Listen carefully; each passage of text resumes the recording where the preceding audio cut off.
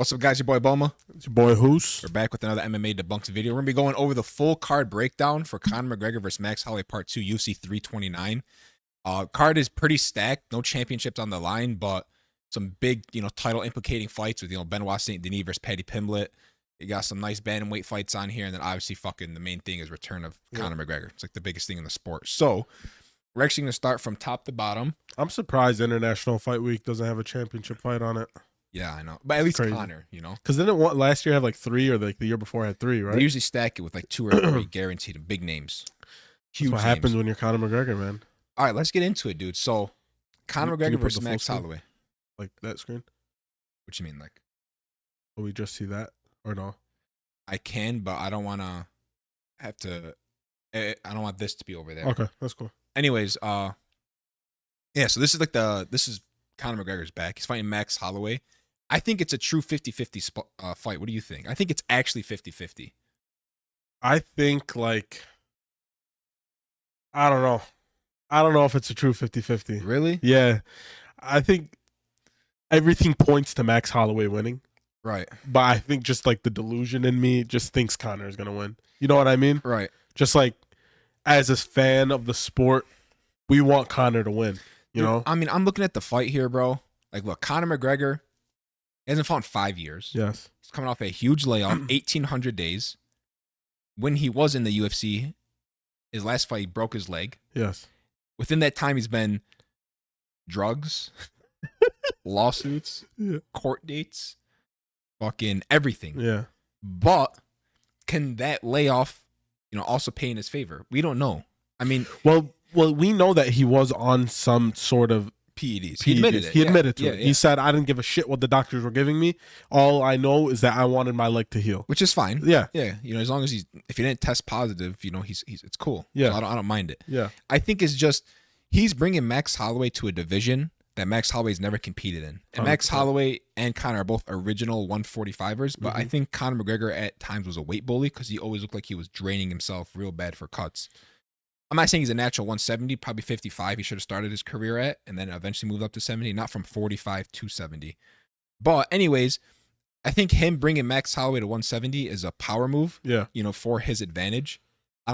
He talked about in a recent interview, I don't know if I'll go down to 55. He said it's possible, but I think he wants to stay at 70. So coming against a guy like Max Holloway, who we were just talking about it before, we started talking about, this live.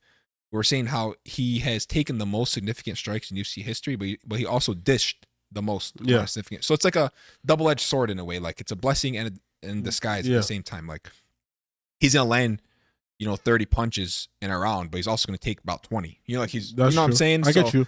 And Conor McGregor has power, bro, especially at 170. I just feel with the weight with Max Holloway, 145 was done with Max Holloway. Yeah, he was done with that weight. He was literally like almost dying every time he was making that cut.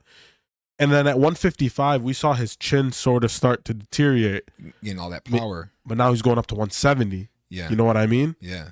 So, like, how will his chin be better at this weight cut? I don't think so, because it's a less weight cut. It's a less weight cut, but also it's more power these guys are adding. So, like, he went up from 145 to 155, and it was a less of a weight cut. Yeah. But he got chinned by, he got dropped by Gaethje. I know he won the fight, but he got dropped by Gaethje. He got dropped by Poirier. Yes. Right?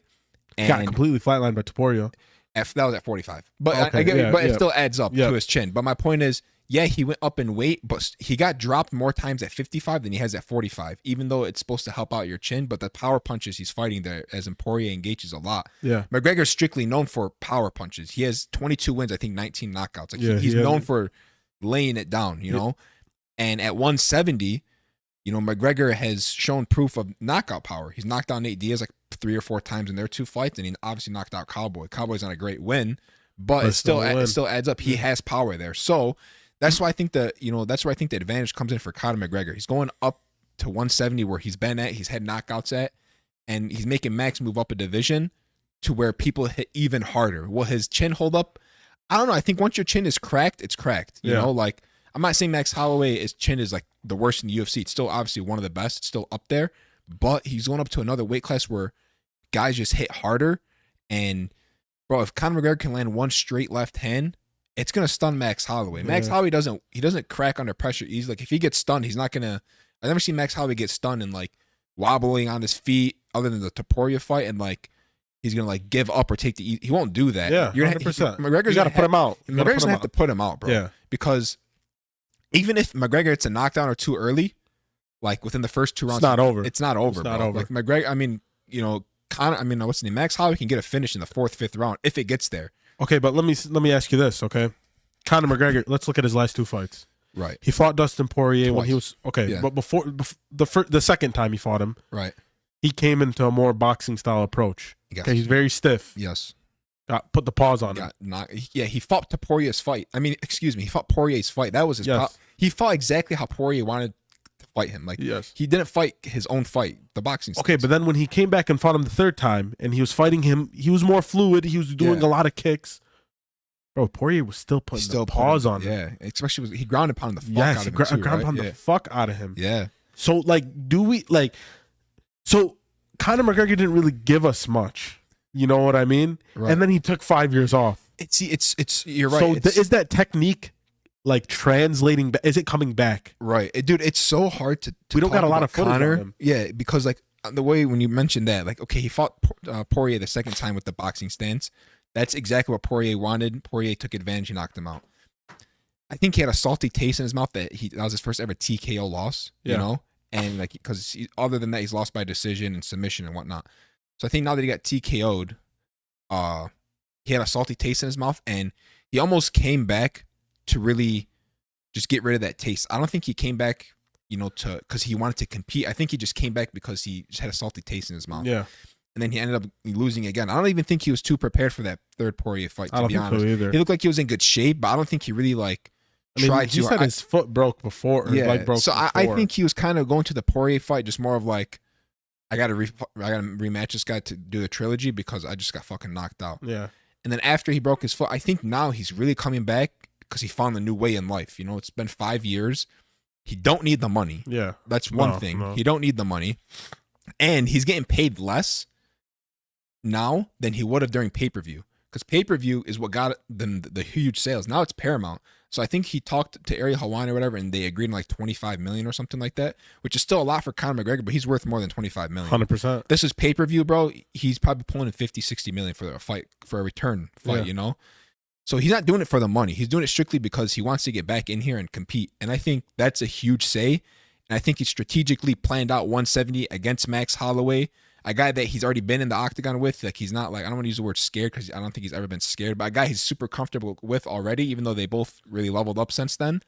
And I just think it's very strategic the way he's doing it. I don't think he would have called for like Oliveira at 170 or called for like a Gaethje fight at 170 or, you know what I'm saying? Maybe. So you think he chose the perfect person that he believes he can bully? Perfect. Because like if he beats Michael Chandler, it's Michael Chandler. It's not beating Max Holloway is a big deal, you know? Like Max Holloway just knocked out the champion. Yeah, Charles Oliveira beat Max Holloway. Now Charles Oliveira is in talks for a title shot again. You know what I'm saying? Like beating Max Holloway puts you up there, you know? So I think it's very important that Conor McGregor picked this, you know, Max Holloway. And I'm not saying Max Holloway can't win. Max Holloway can either just go in there and show us like there's level. I've been active. Like you guys must have forgot. Like anytime it's a stand-up fight, I smoke whoever I'm fighting. And he did the best against Ilia Topuria before Gaethje fought him. You know what I'm saying? So it's a very tough fight. I know we're spending a lot of time on it, but like it's just very interesting. There's so many different like components to go to it, and I really do believe it's if we believe McGregor for what he's been saying, I think it's gonna be a lot closer, and we can be closer to like a McGregor knockout than we think. Okay. But if it's just all the talk, then it should show us why Max Holloway is gonna win. I just think real quick before we go on to the next fight, I just think the pros for McGregor are the weight class, the power, and not being. You know, Max Holloway's 7-6 in his last 13 fights. That means something. He lost 6 times. Yeah. To the best people in the world, but he still lost 6 times, and he's been dropped 3-4 times and knocked out once. You know, that adds up. McGregor in the past 5 years hasn't been competing, but he's also taken no damage. That could, you know, help him too. So he might be ring rust, but he also might be able to take a punch better than Max Holloway. I think that's what matters. That's a good point. For Max Holloway, his pros are obviously he's active. Yes. You know, he's not gonna have any ring rust. And he's game. He'll fight anyone. He's willing to point it down at the octagon, and he has great cardio, good boxing, speed. Like Max Holloway's a fucking beast, 100%. So it's gonna be interesting. I can't wait for the fight. I'm not sure. I'm going for Conor McGregor strictly because of Max Holloway not being a true 170 or McGregor possibly being a way better 170 than him. But it's close. Yep. next up, we got Paddy Pimblett versus BSD. Okay, this fight is interesting. A lot of people are saying Paddy Pimblett, and I'm going with Paddy Pimblett too. But a lot of people are saying Paddy Pimblett strictly because his ground game isn't slouchy; it's good, and BSD is not gonna be able to just take down Paddy Pimblett and be safe, right? Because BSD is known for like a bull rusher. He's just gonna throw everything at you quick, get some ground and pound, like he's he's just going at like he's full force off rip. That could play in his favor, but I don't think he can knock out Paddy Pimblett. No. If Gaethje couldn't do it, Gaethje's not known but for. But BSD does have a lot of power. He does have a lot of power. Gaethje has overrated power. He can drop you. Yeah. But he doesn't have. When's the last time he's knocked out someone? Poirier with a head kick. But before that, could you tell me? Like knocked out cold, bro. It might have been Barboza, way back in 2018. Think about it. Am I wrong? Off the top of my head, I could be wrong, guys. But I'm thinking like. He didn't knock out. He didn't knock out Tony Ferguson. Not cold. Yeah. No. Not Topuria. Not Chandler. Poirier, yes, but not excluding the Poirier head kick. Not Fiziev the 2 times he's fought him. Knock him out. And then like, yeah, dude. I mean, before and then obviously we'll go back to when he lost to Oliveira. Before Oliveira, the guys he's fought in. I mean, bro, like got submitted by Khabib, right? Yeah. Didn't knock out T-Ferg. Like I don't think he's any like real like who's before T-Ferg? I want to say Barboza. Then yeah, it is. If Barboza was before T-Ferg, because then before or it was Cowboy. Because I know his stretch was James Vick, Barboza, Cowboy, and then I think T-Ferg. But the James Vick, but Barboza and Cowboy could be mixed. Anyways, I don't think he knocked anyone out cold other than Poirier. Yeah. Since Barboza, that's almost 8-9 years. Yeah, that's a minute. My point is, he couldn't he has overrated knockout power, right? Yeah. But he still puts people down. Because all those people we just named, he knocked them down. Yeah. Poirier, Paddy Pimblett fucking 3 times. Like messed up their face, too. You know what I'm saying? He rearranged their face. Like Tony Ferguson, like he messes them up. Yeah. But I'm saying, like, if Gaethje can't put Pimblett away, BSD, I don't think he will either. Okay. He might have more raw knockout, one-hit quit power. But at the same time, and Paddy has great jiu-jitsu, bro. He does. Paddy has good jiu-jitsu. I think that most recent fight, I think his fight with Justin Gaethje actually played in his favor. Yeah. Because of what happened with Justin Gaethje. Exactly. Justin Gaethje ended up becoming the champion. And he got eye poked like 3 times in that Gaethje fight. And that shit adds up, bro. It does add up. I'm not saying it would have won. So I think Paddy the Baddie is still a contender in 155. We can't just look at that most recent fight because Justin Gaethje was his best competition that he's had in his whole career. Yeah, before that was, and he got fucking mollywopped. Yeah, he got smoked. You know what I mean? But at the same time, that was the champion. He got mollywopped by the champion. Yeah. So I think then you got BSD. BSD, yeah, he's kind of hot right now, but we can't look past the fact that he possibly has staph infection right now. Yeah. Okay, which he does like every fight for some reason. Dude's got a shower, and then he got mopped by Moicano, bro. You can't be losing to Moicano like that. That's a bad loss. Especially Moicano. Moicano recently lost too. Yeah. Like Moicano's on a world beater. Like you can't be being talked about a title contention and you got smacked by Moicano like the prime of your career. And then the fight before that, Dustin Poirier, an older Dustin Poirier, puts you on your ass. Yeah, because BSD going into that Poirier fight was looked as like the marauder, like the dark horse. And even in the first round, he was whooping Dustin Poirier, bro. Yeah. Yeah, you remember that? Yeah. Yes, he was whooping. He just got gassed out. Yeah. So like BSD, he's like a bull, bro. Like he has a potential to be great, but he just throws everything quick. Yes. So that's my thing. I don't think he can throw everything quick and flatline Paddy. He could maybe drop him early. Yeah. But Paddy, I don't think he's gonna get flatline. What's the odds on this one? I'm not sure it shows. Let me see. I think at the bottom, yeah, right there. Paddy's plus 120. Plus 120. So close money, but I mean, I think Paddy. I think that's a good I know it's a 3-round fight, and Paddy. If it was 5 round, I'd be way more confident in Paddy. Yeah, 3-round fight's gonna be interesting because we do know that the first round's gonna be bananas in this fight. I can go either way depending on how it, depending on how BSD comes out. Because if BSD comes out swinging, I don't think Paddy's gonna try to make it slow. I think Paddy will get in there and start swinging. Yeah, But at the same time, I do feel like you could see a Paddy submission with BSD being way too reckless. You could see it. I mean, he submitted Bobby Green. I know Bobby Green's not the best, but he submitted him from bottom. Yeah. He can get submissions from bottom. Bro, Paddy has that good jiu-jitsu, man. Yeah. He's good at jiu-jitsu. I think I'm rolling with Paddy here. Me too. But it's gonna be very interesting. But I think I'm going with this decision on this one. Really? Yeah, I think this one will go to decision. I think we'll see a finish from. I think we'll get a Paddy finish. Like what, sub? Or are you thinking knockout? I think third round, TKO. Like possibly TKO or submission. I'm gonna go with a decision on that one. Okay. Next up, Corey Sandhagen versus Mario Bautista. Not really. I think this is gonna be a boring fight. I think it's gonna be boring. I'm gonna take Sandhagen by decision. Yeah. I don't think it's really too much. He just, bro, he's beating the best. He's beating the best guys that aren't champions. Like he can beat everyone else that's just not the absolute peak of their prime. Like who has he lost to? Umar, Petr Yan, Merab. Yeah. That's it. And Aljamain Sterling way back when. Other than that, I mean, he beat TJ Dillashaw. That was some bullshit, the robbery. But Mario Batista's fire. Like he's a good fighter, but he's very boring as well. Very fucking boring. When he wants to be, like when he wants to swing, he could swing. Like he could be entertaining. I think he showed us that in a recent fight, like for like a round or like half a round. Like he doesn't have to be boring, but he just plays it slow to win. Yeah. But that's like also what Sandhagen's been doing recently. And Sandhagen's been wrestling a lot more. And he's only getting older. And people, when they tend to get older, they tend to stick to wrestling more just to be safe. Yeah. I think we'll see Sandhagen take down Bautista. I want to say every round. And I think we're looking at like 7 to 9 minutes of control time for Sandhagen throughout the whole fight. That's what I'm thinking.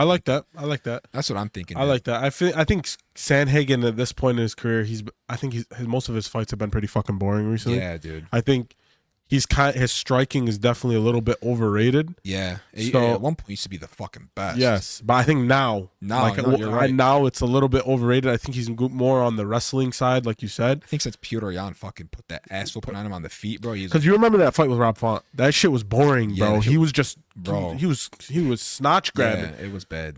Crotch, whatever. But I think Corey Sandhagen takes this one in decision just because I know how fucking boring Mario Batista is. I think there's nothing on this fight. There's no title implications. There's no like hype around it. Like whoever wins. Like, you know what I'm saying? Like there's nothing really important about it. Because bantamweight right now is backed up. You got O'Malley waiting for a title shot. And we got Umar, he's fighting. Song Yadong. Yeah, and like, Song Yadong's been fighting the fire recently, bro. Oh my god. You got Marab waiting for a title shot. You know, I mean, he's gonna get it, but like. You know what I'm saying? There's like those guys are going to get it. Like Sandhagen wins. I mean, if he does it in crazy fashion, he flatlines Bautista like how he was doing back then with flying knees. Yeah. Then he can be in the talks, you know, for maybe a interim title fight, depending on how long Petr Yan takes. But I hope this fight proves us wrong. Yeah, because they had the potential to be entertaining. Bro, this is the main card of International Fight Week, bro. They got to show up, bro. Connor's on the card. They have to show up. Millions are going to be watching, bro. They have to fucking show up. Yeah. Right, I think these boys are gonna go to work. Oh, they're gonna fire. Yes. Yeah, they're gonna Loner Kavanaugh versus Brandon Royval. Brandon Royval, I mean, you guys remember when he fought fucking Joshua Van, like they were just swinging. And all of Brandon Royval's he just Brandon Moreno swinging. Just swinging. That's what I think is gonna happen here. I just think Loner Kavanaugh is gonna be. I don't want to say too much because Royval's way more experienced and he's fought the way better competition, but he's also taken more damage and he is older. He's weathered. You know, and he's weathered. Yeah. That can work out in his favor, but I think this is also just one of those cases where the newer guy shows up. Yeah, like this is like exactly what happened with Joshua Van and Brandon Royval. I know it was like 1-1 going into the third round with them. Then Joshua Van took advantage, but Joshua Van at the time I think was 23 or 24 years old, and he really just fucking put the pause on it. This is like one of those fights where like the up and comers come in, so they throw him that top, like the higher rank guy. Just to see where he's at. You know what I mean? It's a big test for Kavanaugh. Yeah. It's a huge test because Brandon Royval's no scrub still. Like, yeah, he might be older. He lost the last couple fights or whatever, but he's still a beast, bro. Yeah. So I'm running with Kavanaugh only because, one, he is younger, and I think this is where we're starting to see the change. Just how it is in every division. Like it always happens. And every year there's always that one fight. Time unless you're Volkanovski or at this point, Justin Gaethje. You know it's what I'm like saying? that Joe Pyfer is Adesanya. Exactly. You know what I mean? It's just a change. It's just part of the sport. So I think Kavanaugh's going to win. I don't think he's going to finish him. I could just see him winning, 29-28. Winning 2 rounds, 2 rounds to 1. Yeah, I see a decision win as well. Because Brandon Royval has a fucking chin. Yeah, I could see Loner winning the first and second, and Royval maybe winning the third. That could bring it to a split decision just because, how judges are. Like, I know they judge by a round, but, maybe Brandon Royval puts the pause on him in, like, the fucking third round, and, like, people are like, holy shit, like, maybe 10-8, this, that. I don't know, but I think we'll see 29-28 for Kavanaugh. Okay. I don't want to I got decision Kavanaugh as well. Yeah. Possibly fight of the night right here. Oops. Oh, this is going to be a good fight, too. You got King Green versus Terrence McKinney. I think this should have been the main event on the prelims, though.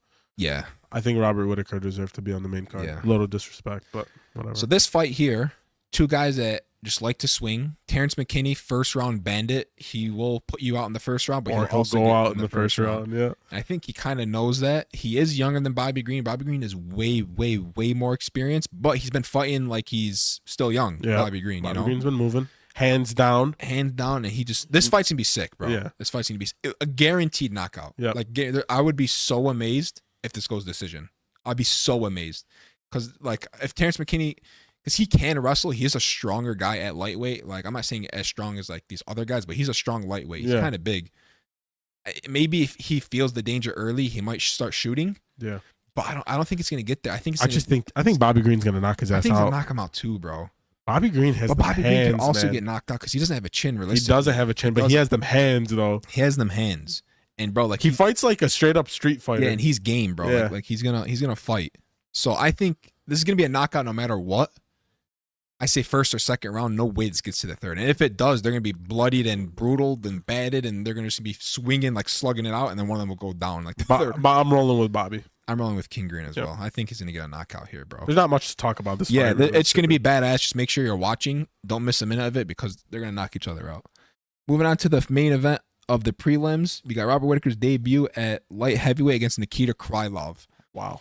Now somebody made a good point. I was thinking about it.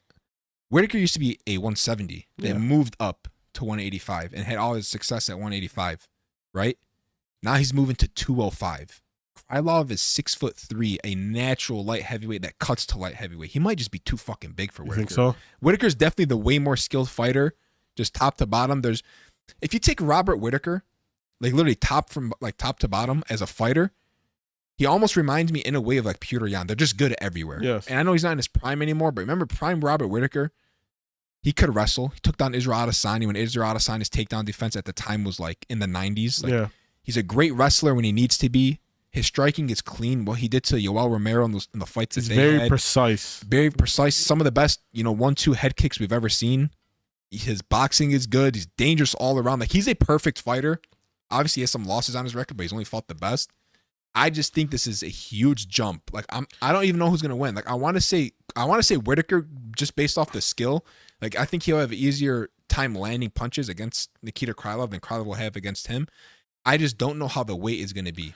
Also, one thing that scares me a little bit, bro, Robert Whittaker did not have power at 185. Didn't. Who did he knock out? Yeah, no one. He did not. Just Ikram Aliskerov was like, and that guy got thrown to Whittaker because he had one decent win. Exactly. He has an OV at the end of his name. Robert Whittaker,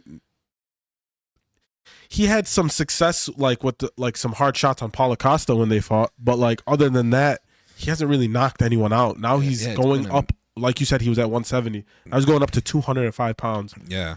Is his power gonna translate? And remember, like, also, I don't think he went up to 205 because the cut was too bad. I think he went there because he just needed a fresh start. Yeah, he was having problems at 185. So this is like a big test for him. Like, remember, he got smoked by DDP. Yes. He got smoked by Hamzat. Paulo Costa almost wheel kicked his lights out. Remember, he got stunned. I mean, I can't really think. He doesn't have a great chin, bro. Fucking RDR beat his ass. Like, that's made him quit. A bad loss, dude. Yeah. That's a bad loss. So. I don't think he really left because the weight cut was fucking killing him. I think he left because he just needed a fresh start. What's the odds on this one? The odds on this one, let's see. Whittaker's minus 135.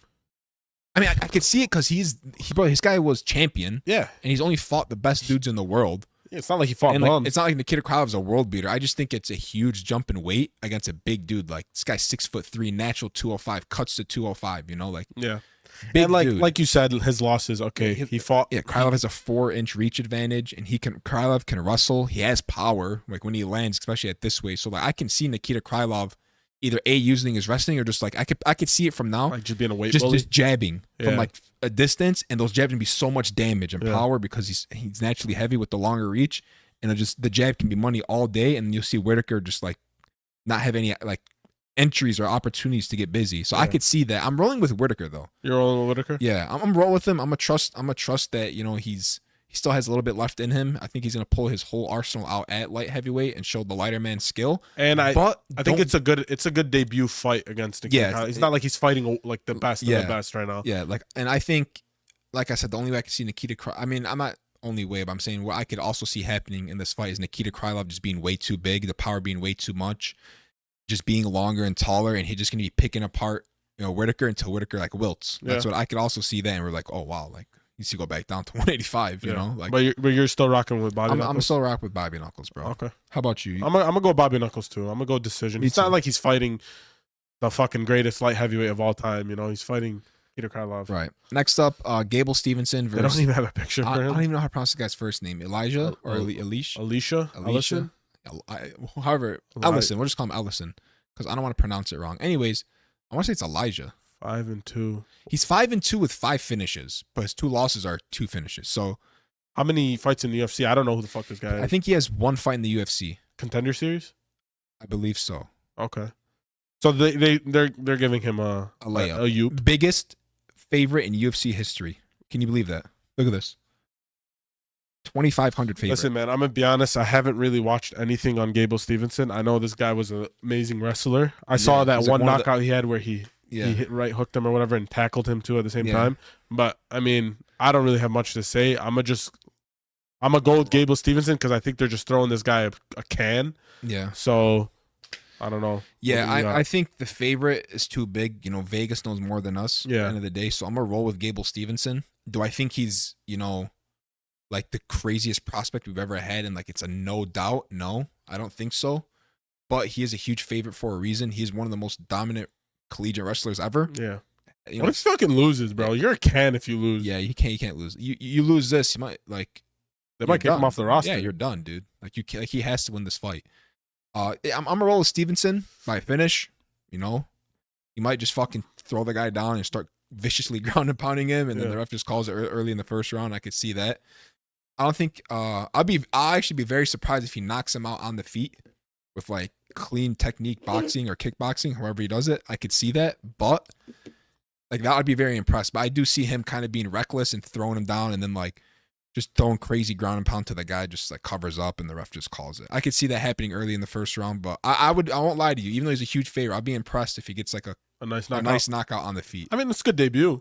Yeah. I mean, at the end of the day, it's the UFC. It's not no fucking backyard fighting. Yeah. It's the UFC. You're going to be fighting the best. Like, I know this guy's not the best, but you know what I'm saying. Like, you're going to be fighting someone who's competent. Like, it's better. They got a brain. Yeah. They got a brain. Yeah. They know how to fight. But yeah, dude, I don't want to overthink it. We're going Stevenson here. What promotion? Do you know what promotion Elijah Ellison was at before? I have no idea. Let me look this up because let me see if this is quality. Because there is some prospects that are quality. Like, let's see here. Yeah, so he has 1 fight. He lost his debut fight in 1 round to this dude. This dude's actually not that bad from what I remember. Oh, this guy's ass. Yeah. This guy's not in a good he wasn't in that good of a promotion, no. Yeah, it probably makes sense why Gable Stevenson's the biggest favorite. Fight. Yeah. Let's move on. All right. We got Cody Garbrandt versus Adrian Yanez. I think Cody Garbrandt I think he's done. He's history, I think he's history, bro. He's history. Adrian Yanez, he's history as well. Yeah. But like he's not as far back in as Cody Garbrandt. Yanez was supposed to be the next man up at bantamweight at one point. If you guys know, he was supposed to be like then he just started getting chinned. The dark horse, bro. Yeah. He had 1 fight. Who was it against, bro? Was it against Rob Font? Wait, that knocked him out cold? Not out cold. Just gave him a huge problem. He ended up losing. Let me check here. It was Rob Font because before Rob Font, like look at this, bro. He knocked out Lopez. He knocked out Costa. He knocked out Grant. Decision, my bad. He knocked out Kelly. Like he was like a bantamweight knocking out everybody. And then they threw him Rob Font and Rob Font fucking flatlined him. Wait, go up a little? He got knocked out. So after Rob Font, he lost by knockout to Jonathan Martinez. Then he won against Salvador. Then he lost against Marcos, and then he had a draw against Ricky Simone.